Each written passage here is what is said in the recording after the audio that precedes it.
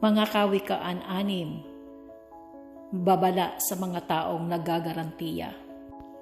Aking anak, sa utang ba ng iba, ikaw ay nanagot? Ikaw ba ay nangako, sa utang niya ay nasangkot? Kung gayon ay nasasakop ka ng kanyang pagpapasya, ngunit ito ang gawin mo nang makaiwas sa problema. Ikaw ay magmadali sa kanya ay makiusap. Sabihin mong pawalan ka sa napasukan mong bitag.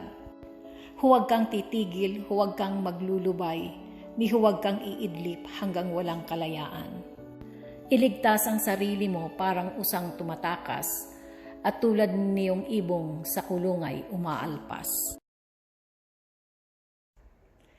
Yun nga po, paalaala lang po sa mga nagagarantor na bago kayo pumayag na pumirma, lalo na kung meron kayong pipirmahan na kasunduan, bago kayo pumirma, ay alamin nyo ang pros and cons. Kasi nga po, kapag kayo ay pumirma, kayo po ay obligadong magbayad kung sakasakaling yung yung borrower ay hindi makapagbayad ng kanyang utang.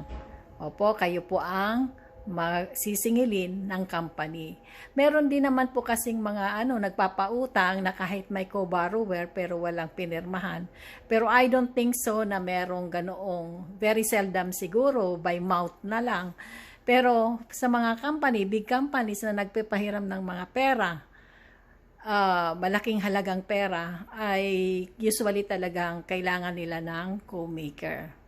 So yun po ang kailangan nating alamin, ang pros and cons, para hindi po tayo mapahamak, hindi tayo magkaroon ng problema. Kasi pagka kayo po ay nakapagpirma na at yan ay na-submit at na-approve na, ibig sabihin pumayag kayo na magbayad in case na yung borrower ay hindi makapagbayad. The only thing you can free from this ay kausapin niyo yung borrower na magbayad on time. Okay? At saka alamin nyo rin na yung borrower ay may sapat na kakayahan na makapagbayad.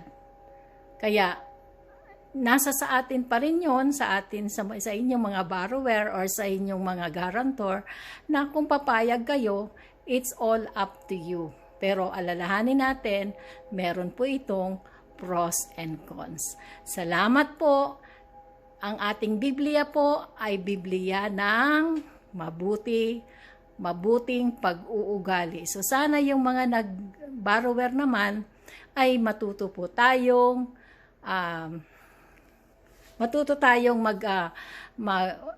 magbayad on time. At the same time, huwag po natin ipahamak yung ating mga co-maker na pagdating ng oras, ang burden mo ay maging burden nila. Pumayag po sila dahil sa pangangailangan mo. Ngayon, kailangan po ay respetuhin natin yung ating mga co-borrower, yung ating co-maker, yung nag-guarantee sa atin, para kung sa susunod na nangailangan ka ulit ng malaking halaga, at least madali kang makakuha ng magagarantor sa iyo.